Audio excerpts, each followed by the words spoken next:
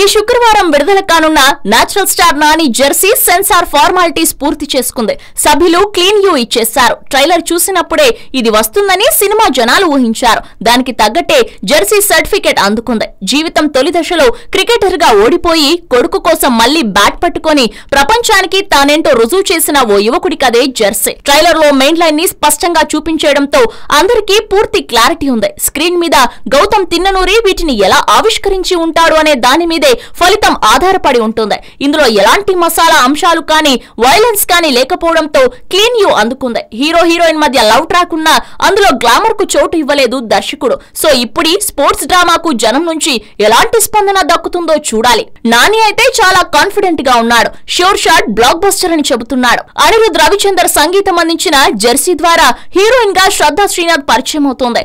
Multi talented actress గా గుర్తింపు ఉన్న శ్రద్ధ జెర్సీకి మరో ప్రధాన ఆకర్షణగా టీం చెబుతోంది. పోటీ లేకుండా సోలోగా బరిలో దిగుతున్న జెర్సీ హిట్ కావడం నానికి చాలా అవసరం. గత ఏడాది 2 పరాజయాలు దక్కిన నేపథ్యంలో ఇది మామూలు హిట్ అయితే సరిపోదు. ఇప్పటికే హైదరాబాద్ లాంటి కీలక కేంద్రాల్లో ఆన్లైన్ అడ్వాన్స్ బుకింగ్ మొదలైపోయింది.